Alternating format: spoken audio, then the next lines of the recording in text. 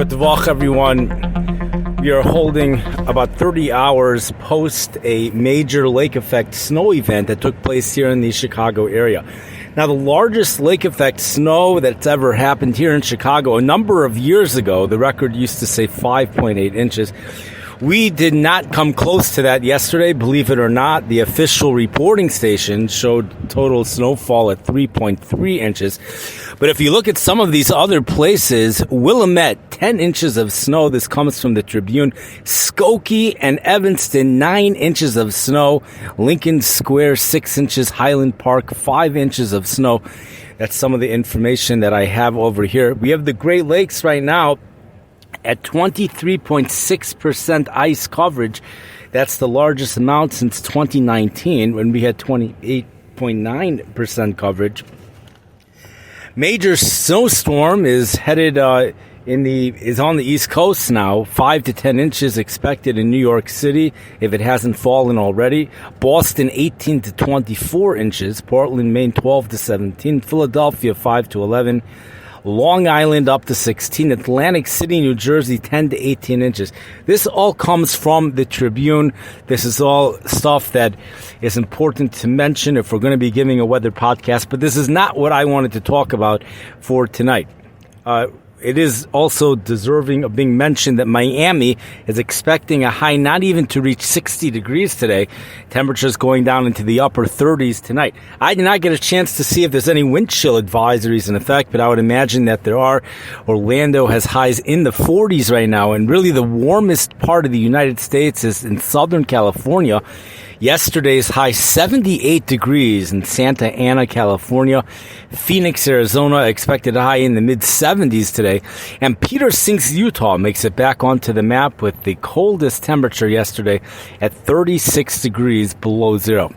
The big story for this week is going to be a developing winter storm for Wednesday into Thursday. We have Rosh Chodesh Adar coming up Monday and Tuesday. Groundhogs Day is on Wednesday. We have seen major storms happen in the past here for Chicago on Wednesday, on Groundhogs Day, and we have a low pressure system developing this week as well. There's 3 possible scenarios that could happen. They all seem to be dependent upon the placement of the polar vortex over Hudson Bay, depending on whether it's weaker. If it's weak and it goes to the north, it seems like Chicago might be getting more snow than if the thing is stronger and it goes down south. The system might end up moving south of Chicago. Really, and there's also something coming out of the Alaska area, which that piece of energy, if it makes it here, that will be intensifying the low pressure system. So it does look like we're going to be having intense low pressure. But regardless of that, we don't know the track, we don't know the exact intensity of the low pressure, but the 2 things that there is high confidence in is copious amounts of Gulf moisture. It's just all over the place. The maps already as early as Monday, you could see just the moisture developing in the Gulf, pushing up onto the Gulf Coast states. Tuesday it continues. Wednesday, the Gulf is wide open. That's what it looks like for this one. The Gulf is wide open, and we have a powerful Arctic high pressure system. This has been spoken about for days already. 1,045 MB. I think that translates into 31.0 inches of mercury. That's a real powerhouse. The 3 major ingredients for a winter storm here in the Midwest is deep low pressure, Arctic air mass, and copious amounts of Gulf moisture. And that is what we have, and they will be colliding. Be'ezras Hashem, they will be colliding here in the Midwest. We have some details that do need to be worked out. The strength of the low and the track of the low, that's going to be a major variable in determining how much snow is actually going to end up falling. One thing to point out is that before this storm comes, we're actually going to be getting a warm-up here. Perhaps the warmest day in 2 weeks here in the Chicago area. We might have temperatures going into the 40s. That's in response to a warm front that's associated with the storm system centered in North Dakota, maybe even southern Canada. But that's going to be quick to end, and we're going to have to, there's not much right now that could be said, really, in regards to the Wednesday to Thursday. One of the biggest sfekas right now is trying to figure out when the precipitation will end. Will it end Thursday? Will it not end Thursday? That's a big thing. And I think the big initial precipitation will be in the form of overrunning over a warm front, and then we'll have to see what happens in between that.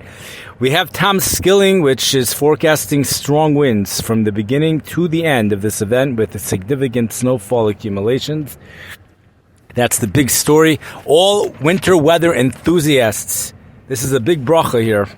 All winter weather enthusiasts, but even more importantly, all those that enjoy the shachlavitaria of the forecasts, of the computer models, the European computer model, the GFS computer model, the Canadian model. Each one, we have 3 different scenarios that could happen. Either way, Chicago might be getting snow. There is one scenario that puts the main snow going just south of the Chicago area. This is something, again, there's not much more that could be said this far out in advance. The forecast until then, calling for high temperatures tomorrow. We're going to be under high pressure. High temperatures in the upper 20s. We're going to have those southwest winds.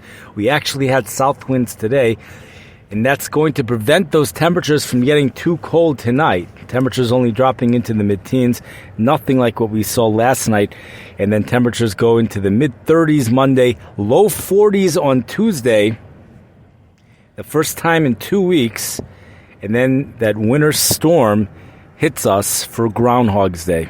Following the winter storm, we're going to see possibly the coldest weather of the season, maybe even colder this week than last week, as major Arctic air with a powerful snow-covered grounds, solid snow-covered grounds, intense radiational cooling. Temperatures at O'Hare Airport could easily get down to 7 below zero. We have 50 to 70% chance of seeing more than 3 inches of snow, says the computer models, for this Wednesday and Thursday. Thank you for listening. I wish everybody a good Woche. And remember, we have a major nor'easter going on the East Coast as the barometric pressure went from 29.2 6 a.m. this morning, and it is forecast to, maybe it's already reached 28.9, a real blizzard type system. We say 29.1 actually. 29.2, whenever the barometric pressure is 29.2, you could expect more than a foot of snow, generally speaking, on the East Coast. This was 29.1 when it was out of the mid-Atlantic, close to the mid-Atlantic area, and 28.9, so they're really going to get hit hard. We have, again, Boston, 18 to 24 inches of snow expected. That is a reflection of that 28.9. I wish everybody a wonderful night. Have a good Nacht. Have a wonderful week.